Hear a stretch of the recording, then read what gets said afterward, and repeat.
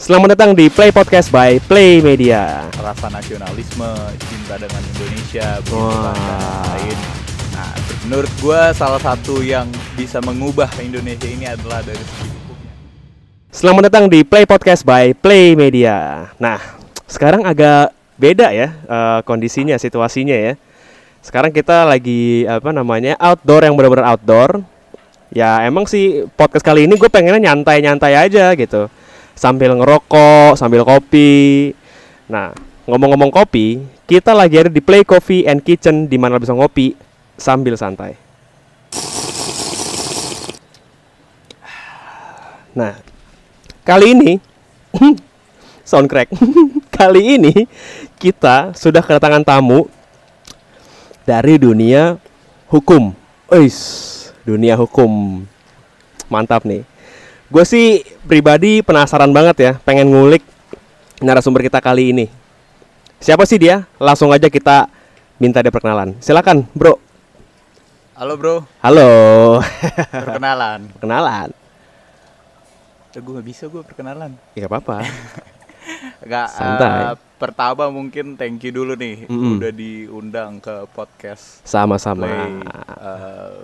Ya perkenalkan, nama gue Torang Gultom. Gue di sini selaku diundang lah ya. Diundang. Kita menerima undangan aja. Yoi. Ngobrol-ngobrol, katanya ngobrol-ngobrol santai santai aja. Ngobrol santai. Nah, makanya santai kan. Lu mau ngerokok nggak? Ya udah boleh. Boleh, siap. Silakan. Gue menyesuaikan kondisi aja. Iya. Siap. Ini ada biar kita sekalian santai, minum boleh nih? Boleh. Oke. Boleh, kita minum kopi dari Play Coffee. Kalau nggak boleh, parah sih. Iya, ngapain? Bikin buat apa ya? Pajangan doang jadinya. Boleh bro koreknya? Oh, korek, siap. Oke. Gimana? Ya, gua pribadi sih jarang gitu ya, maksudnya ketemu orang yang backgroundnya tuh hukum gitu loh. Either itu lawyer kah, atau judge kah, atau yang lain-lain gitu. Anggap aja gue awam banget nih soal dunia hukum nih. Okay. Nah, pertama gue mau nanya bro. Kalau ibaratnya kan gue kenal lu tuh baru banget gitu ya. Ya baru 3 menit yang lalu. Baru 3 menit yang lalu gitu ya. Dan seperti yang gue dapat informasi aja gitu, yang seperti yang gue lihat kan. Okay. Ibaratnya gini. Dari family lu kan nggak ada yang ambil hukum, bener nggak sih?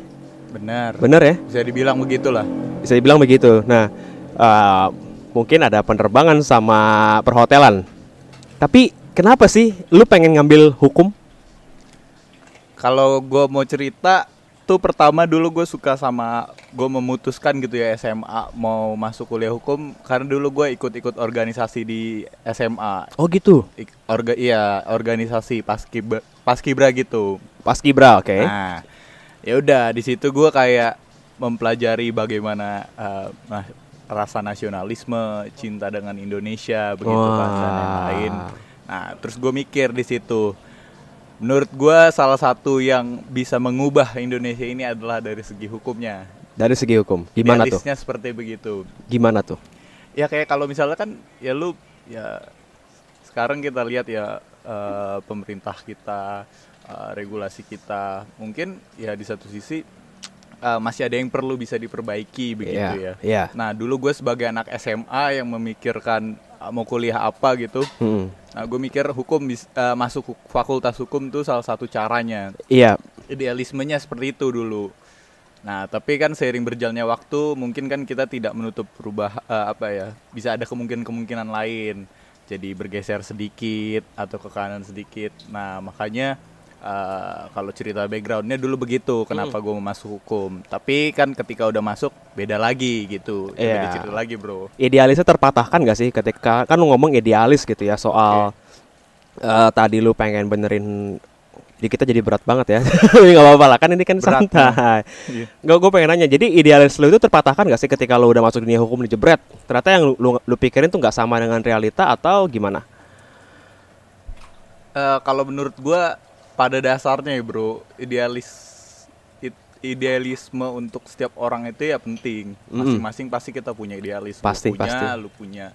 Tapi mungkin kalau balik lagi ke yang tadi gue bilang, kayaknya yang tadi lu bilang juga kayak terlalu berat nih ngomongin negara dan lain-lain. Mungkin segmen episode berikutnya aja kali ya. Boleh. Tapi menurut gua itu ada itu segmen, dan mungkin itu bukan tanggung jawab lah, apa ya? Ada orang yang lebih bisa melaksanakan idealisme gua itu. Kayak mungkin itu porsinya orang lain lah. Gua ambil dari yang lainnya aja gitu. Oke, siap. Tapi emang gitu ya, biasanya kalau misalkan lagi SMA tuh pasti galau deh mikir, aduh kuliah nih mau kemana gitu ya, mau ngambil jurusan apa, kuliah di mana, mau kerja atau kuliah, dan lo jatuh ke mengambil hukum ya di salah satu universitas besar di Indonesia ya. Ya nggak besar juga lah. Iya. Kalau lu gimana bro? Oh, jadi gue balik interview dong? Nggak apa-apa dong. Kan kita ngobrol santai. Ya, kalau gue mah ya kita bertolak belakang. Ibaratnya kalau lu ambil hukum, gue lebih suka sama hal-hal yang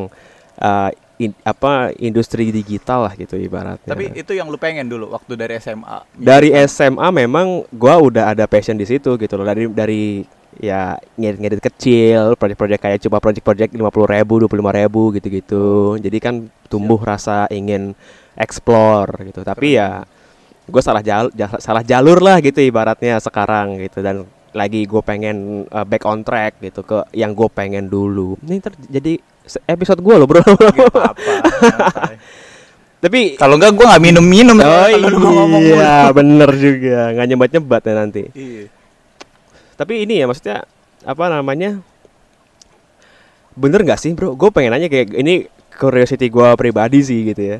Bener gak sih kalau kuliah hukum tuh, sorry gue bukannya bermaksud apa ya racist atau kayak gimana ya, tapi ini kan berdasarkan yang gue pribadi adalah, bener gak sih kalau kuliah hukum tuh banyak banget yang dari suku Batak gitu bro? Kan gue lihat-lihat ya, kayak kalau pacar gue sendiri kuliah hukum dan dia emang cewek lu hukum juga. Hukum juga. Dimana, dia bro? Di Unpam. Oh iya. Jadi gue baru tahu juga sekarang ya. Oke, lama-lama kebuka nih atau kartu gue. Sekarang kita malam ini khusus dia. Enggak gitu dong. Gue pengen nanya, bener gak sih kalau di kuliah hukum itu banyak banget orang Bataknya bermayoritas malah? Dan kenapa gitu loh? Kalau menurut gue pribadi sih sebenarnya nggak bisa di kotak-kotakan begitu ya, karena ya pada dasarnya ya pasti setiap waktu, setiap tempat dan setiap masa kan pasti ada orangnya bro, beda-beda. Kalau bahasa kerennya, setiap orang ada masanya, setiap masa ada orangnya. Iya betul.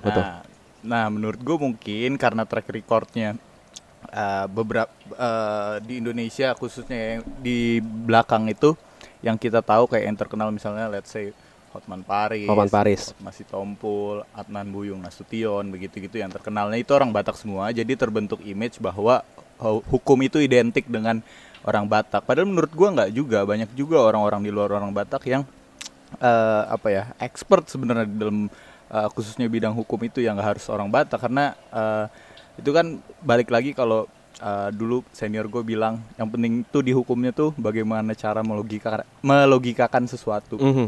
Itu sih, karena kan ya setiap orang pasti punya background dan dia tumbuh bagaimana, itu juga kan membuat cara pola pikir dia tumbuh juga kan bro. Jadi menurut gue nggak terlalu sepakat sih dengan yang lo bilang tadi, tapi mungkin karena stigmanya yang tadi gue bilang rata-rata seperti itu, jadi terbentuknya orang Batak itu identik dengan hukum padahal nggak sepenuhnya benar. Betul, karena memang biasa gue bertanya dengan narasumber tuh memposisikan gue sebagai orang awam, karena gue awam banget kan, apalagi kan biasanya gue interview orang-orang yang profesional di bidangnya gitu kan. Gue berusaha profesional bro. Disclaimer dulu, gue mohon izin kepada senior ini mah akan saja amin. Ya, gue bertanya untuk klarifikasi, mungkin juga ada orang-orang yang punya pertanyaan yang sama gitu kayak gue. Nah, menarik nih. Kalau gue boleh tanya, berarti lu sekarang udah lulus belum? Udah lulus. Lagi sibuk apa sekarang? lagi sibuk mencari-cari kesibukan. Mencari-cari kesibukan. Kayak Ya, gimana tuh? Ya, abis setelah lulus pasti pengennya mungkin ya kan beda lagi juga sih orang-orang, ada yang ingin bekerja, membuka usaha, ada yang ingin belajar lagi dan lain-lain. Kalau misalnya gue tuh memilih untuk bekerja dulu sih. Bekerja. Itu. Berarti kerjanya kalau orang hukum tuh biasanya di mana sih, kayak pengadilan, pemerintah, atau law firm, atau gimana, bro? Nah, sebenarnya ya kalau misalnya masuk di hukum itu juga nggak spesifik lu harus apa ya jadi pengacara gitu, karena sebenarnya waktu gue masuk dalam hukum gue tuh posisinya juga buta. Kayak menurut gue hukum tuh apakah cuma jadi pengacara gitu kan, ternyata enggak. Kayak bidang-bidang lain yang kalau kita tahu ya banyak juga, ada jaksa, Legal. hakim, ya legal. Misalnya di perusahaan lah, misalnya Play Coffee misalnya bisa juga ada bagian legal officernya gitu satu. Terus juga lu bisa aktif kayak di organisasi-organisasi pemerintah, atau juga kayak kalau lu mau lebih luas cakupan mungkin organisasi internasional kayak di apa ya UN atau di mana begitu, itu bisa juga. Nah menurut gua makanya nggak secara spesifik hukum itu cuman berbicara tentang pengacara, karena ada pekerjaan-pekerjaan lain yang juga bisa dieksplor sebenarnya. Iya, benar. Nah, itu balik lagi. Jadi biasa kan kalau gue orang awam gitu yang ngelihat ya, oh dia hukum, pasti jadi pengacara gitu kan, atau jadi apa, jaksa mungkin ya, atau mungkin ya kerja di salah satu institusi aparat Indonesia gitu ya. Bahkan Menarik. bro, sebenarnya yang menarik juga ya, gue melihat dulu gue kira kan pengacara ya udah satu di pengadilan, dua apa ya udah yang ngurusin kontrak dan lain-lain. Iya. Tapi ternyata banyak juga cabang-cabang yang seru. Kayak pas gue menjalani gitu, lu pernah kepikiran nggak kalau misalnya kontrak pemain bola tuh gimana sih? Gue sih nggak pernah bikin itu. Gimana emang? Iya, maksud gue itu tuh juga ada aspek hukumnya gitu kan. Aha. Karena kayak transfer pemain bola dan lain-lain. Semua menurut kalau gue nih cerita sama temen gue, semua tuh bisa jadi hukum sebenarnya. Kayak ya lo bikin Play Coffee lah misalnya, kan pasti ada izin usahanya juga. Iya, Lu betul. bikin podcast ini misalnya, nanti lu punya apa berkaitan dengan hak kekayaan intelektual gitu kan dan lain-lain. Makanya menurut gue luas banget sih hukum itu. Menarik banget, menarik banget. Iya, iya, iya. Rokok juga ada ini ya. Kenapa tuh rokok tuh? Ya apa sih pajaknya, beanya. Ya, betul. Cukai. Betul. Betul, betul. Malah semuanya sih ada, sekarang ada pajaknya ya. Malah Netflix aja yang dulu nggak ada pajak, sekarang ada pajaknya 10%. Aduh. Iya, bro. Menarik sih, menarik sih. Apa ya? Enaknya kita bahas apa? Oh, gue pengen nanya bro. Berarti sekarang ini gue balik lagi ke lu ya. Berarti lu sekarang kerja di? Maaf ya environment. Nggak ada asbaknya soalnya. Ntar kita beresin kok. Jadi sekarang lu ini bekerja sebagai? Apa ya? Gue bekerja di law firm sih. Di law firm? Sekarang, iya. Jadi pengacara? Atau Iya, bisa dibilang begitulah. aktif dari kapan tuh bro jadi di law firm itu bro? Ini makanya gue bilang gue tuh mohon izin dengan senior karena Dengan itu sesepuh, ya. sepuh orang-orang di sana. Karena hitungannya gue juga baru bro, karena gue tuh angkatan corona gue. Oh. Lulus 2020. Wisuda online. Bahkan sejujurnya gue sekarang belum wisuda. Oh gitu. Iya. Jadi kalau di kampus gue masih boleh pilih gitu.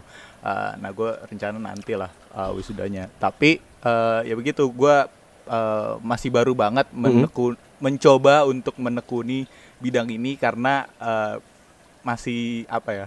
Gue merasakan pembelajaran dan keseruan-keseruan setiap harinya gitu. Ada tantangan-tantangan baru aja yang gue rasain. Keren ya, keren ya. Tapi apa namanya? Lu happy dengan pekerjaan lu sekarang? Happy bro. Happy banget. Ya kan semua yang banget nggak boleh ya. Oh nggak boleh berlebihan gitu. Nggak boleh berlebihan. Tapi gue masih merasakan happy-nya, tantangannya, serunya itu setiap hari masih ada. Karena ini juga sih kalau misalnya di law firm begitu ya. Iya. Yang gue lihat setiap hari tuh beda-beda aja gitu yang datang. Kayak misalnya Kayak gimana tuh? Gue pengen kayak pendengar-pendengar kita tuh yang akan jadi pengacara dan masuk law firm tuh mereka tahu duluan gitu. Karena emang ini purpose podcast kita, Bro. Oke. Iya. Apa tuh purpose-nya? Untuk edukasi. Jadi misalkan ya kita Besok menjangkau. berarti ngundang Kaseto ya boleh? Kalau ada channel kita undang. Boleh siap. Nanti dia manjat gedung itu, Bro. Parkur dulu dia di parkur dulu di gokil. sini. Ya, jadi kita pengen kasih educate audiens kita tentang sebuah profesi gitu kan, kebetulan itu segmen gue ya. Jadi misalkan kayak ada nih audiens kita mau masuk sebagai pengacara, mau jadi law firm, makanya kita undang orang yang udah jadi di law firm. Nah itu tadi kita balik lagi ke tantangannya apa ya sih, Bro, kalau misalkan lu bekerja di law firm itu? Ini pengalaman gue yang belum lama inilah ya, gue melihatnya seger ya. Itu karena kalau misalnya di law firm, gue melihatnya setiap hari tantangannya beda-beda. Ya misalnya lu hari ini mengerjakan tentang megang suatu industri gitu, misalnya tentang ESDM gitu, misalnya energi. Terus misalnya besok lu tiba-tiba ngomongin tentang tentang e-sport, itu juga ada hukumnya misalnya. Terus besok ngomongin tentang kapal yang itu yang lagi di Suez Canal. Iya, terusan Suez itu kan juga sebenarnya secara nggak langsung tuh para pemilik kapal tuh sekarang rugi, Bro. Banget. Itu gue dengar dia per hari tuh rugi berapa triliun gitu ya. Per jam malah. Per jam malah ruginya. Itu juga ada hukumnya juga. Maksudnya jadi kayak yang tadi gue bilang di awal, aspeknya tuh banyak. Tantangannya juga setiap hari beda-beda, karena lu bisa ngerjain shipping gitu misalnya, besok lu ngerjain aviation, besok lagi lu ngerjain tentang energi, solar panel, semua bisa. Tumbuhan maksudnya dalam artian kayak plantation gitu, tambang atau perkebunan gitu, itu bisa, Bro. Makanya menariknya menurut gue di situ, karena selalu belajar hal baru. Benar. Berarti kalau sekarang lu statusnya trainee kah atau trainee? Iya, karena masih baru itu, jadi gue masih merintis sebagai trainee lah. Masih trainee. Iya sih, itu biasanya kalau trainee itu yang ini ya, yang kayak pengalaman gue pribadi sih sebagai trainee gitu ya. Dilimpahin gitu ya. Nih, ntar lu pegang ini sama dia ya, tandem gitu ya. Terus lu kayak dilimpahin berapa project gitu, seminggu bisa 10 gitu kan. Iya, menarik ya. Berarti itu tantangannya tuh kalau lu pada pengen calon-calon sarjana hukum atau lu yang jadi pengacara, itu tantangannya ketika lu nanti di law firm. Keren banget. Tapi gue jadi tertarik ngomongin Suez Canal anjir, karena ada segi hukum ya kan di situ ya, tadi lu bilang ya. Ada ya itu kan misalnya si charternya gitu, misalnya si pencharternya, atau juga misalnya adalah pihak-pihak yang terkait di kapal itu, di jangan sebut merek, di vessel itu misalnya kan. Ya, mereka kan pasti kan ada tanggal pengirimannya, kayak ya lu pesen makanan online. Kalau lu berharapnya datangnya sejam, datangnya terus nyatanya datangnya 3 hari, kan lu ada kerugian. Iyalah. Kan sebenarnya. Terus juga nanti gue baca juga kayak bisa dapat menimbulkan kelangkaan sebenarnya itu. Kalau misalnya ditarik lebih jauh. Ya kayak gitu-gitu, makanya ada segi hukum yang terdapat lah di dalamnya. Dia nunggu lama, muter 9 hari kalau nggak salah. Kalau muterin itu ya. Iya, betul. Menarik. Nah, tadi kan lu bilang lu masuk ke dunia hukum itu karena ada ibaratnya dari segi idealis gitu ya, ingin membenahkan hukum Indonesia. Tapi kayaknya enak juga, Bro, Pak. Minta lagi. Boleh, silakan ambil. Gimana? Biar nyantai kan? Biar nyantai. Jadi kan lu bilang lu tuh ada sisi ada motivasi pribadi gitu, ingin membenahkan hukum Indonesia. Tapi kalau gue boleh nanya, ini lebih ringan sih. Jadi ada nggak sih kayak lu role model gitu sampai lu bisa masuk ke dunia hukum? Mungkin ada Hotman Paris kah atau siapa gitu? Gue nggak tahu sih bisa cerita apa nggak ya. Tapi jadi waktu gue lulus tuh gue ada bikin suatu postingan lah, kayak gue nextnya tuh jadi pas di slide di IG tuh, itu tuh orang-orang yang gua lihat lah sebagai sosok-sosok panutan di dunia orang yang lu perhukuman. adore gitu ya. Iya, kayak dosen gua ada beberapa, pembimbing gua salah satunya juga ada panutan gua lah istilahnya. Beberapa lawyer juga ada yang jadi panutan gua. Yang mungkin gua belum bisa sebut ini, tapi sekarang tuh puji Tuhannya lah ya begitu. Sekarang ada di kantor yang gua kerja sekarang. Karena dari pas sebelum gua masuk ke per-law firman ini, gua tuh melihat, wah, ini orang keren banget. Kayak dia spesifik dalam suatu bidang. Terus gue juga kayak, ini orang expert banget dan terlihat pinter. Jadi gue kayak dari awal gue mau kayak dia. Terus ya jadi singkat cerita akhirnya gue bisa sekantor dan gue pengen banget mengulik dan banyak belajar dari ini orang karena ya udah ini yang benar-benar gue lihat gitu. Dari awal gue pengen kayak dia. Kalau gue bisa sekantor dan gue bisa banyak belajar begitu misalnya kan, ya kenapa enggak, bro? Betul. Berarti ada salah satu sosok figur ini ya yang benar-benar kayak jadi role model lo. Nah, terakhir dari gue pertanyaan adalah, cepet banget, bro. Ini udah berapa lama kita berarti ya? 20 menitan. Gak berasa juga ya. Nanti kita akan adain podcast lagi. Gak usah kan emang ada isu yang menarik gitu, kayak kemana ada Omnibus Law gitu ya. Nanti kita coba akan undang Torang lagi di sini. Waduh, janganlah. Kalian aja. Nah, pertanyaan terakhir dari gue adalah pesan dong, bro. Pesan untuk audiens kita nih yang mau masuk ke dunia hukum gitu. Spesifik ke hukum ya berarti? Iya, boleh. Apa ya? Ya mungkin secara umum aja ya. Gue juga mungkin belum di tahap yang bisa ngasih saran atau juga bisa ngajarin orang lah gitu kan. Karena ya gue juga sama-sama belajar gitu. Tapi berdasarkan apa yang gue pengalaman gue begitu, yang bisa gue sharing adalah banyakin explore sih. Maksudnya dalam artian explore ke berbagai hal. Explore dari segi materinya, explore dari segi lingkungannya, explore dari segi industrinya gitu. Karena ketika kita explore berdasarkan pengalaman gue, kita jadi tahu banyak hal gitu. Ketika kita explore juga kita harus merasa kalau bisa jangan merasa paling pinter sendiri lah. Karena Steve Jobs ya, stay hungry, stay foolish. Di atas langit ada langit juga. Tapi di atasnya ada Hotman Paris. Ada Hotman Paris. Iya, maksud gue tuh gitu. Kalau misalnya kita merendahkan diri, kita mau membuka, gelas kita selalu kosong, gelas kosong. Inilah. Kalau jadi kita bisa diisi terus, nggak akan pernah jangan merasa lu udah penuh gitu. Kalau lu udah penuh ya udah tumpah.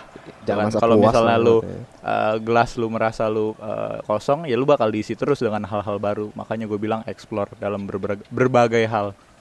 Itu sih, bro. Berarti kuncinya explore ya. Explore. Jangan pernah berhenti untuk belajar karena hidup ini ya isinya belajar, sampai mati pun ya belajar. Nggak ada yang the true finish line itu menurut gua untuk belajar ya itu nggak ada. Ngasih ada harus pelajari di atas langit, di atas langit ada Hotman Paris gitu ya. Tadi yang lu bilang betul. Kan. Iya kan. Karena bahkan gue melihat belajar tuh menurut gue juga bisa dari hal-hal kecil aja sih. Gue ngeliat di jalan orang kayak misalnya ada jualan sesuatu lah. Ya gue kadang suka ini juga kagum juga. Ini orang keren juga ya, berarti sebenarnya bisa jago gitu menjual sesuatu atau di orang lain bahkan yang lebih besar gitu skopnya, pasti ada aja yang bisa lu ambil pelajarannya gitu lah. Dari lu juga gue belajar, bro. Apa tuh? Gimana cara membawa obrolan ini jadi santai gitu. Makanya gue kalau bisa belajar dari setiap orang sih. Semua orang adalah aset, bro. Semua orang adalah aset. Gue pengen sebenarnya lebih banyak lagi ngobrol soal ini ya, tapi kita kepentok durasi. Kita akan lanjutkan nanti di episode selanjutnya. Gue terima kasih banyak udah mau sempetin hadir di Play Podcast by Play Media. semoga yang kita obrolin nanti bisa bermanfaat ya untuk audiens kita. Dan gua Derby Gunawan, host dari Play Podcast, pamit undur diri. Gua Tora Anggul Tom sebagai narasumber. Iya. Pamit undur diri. Pamit undur diri.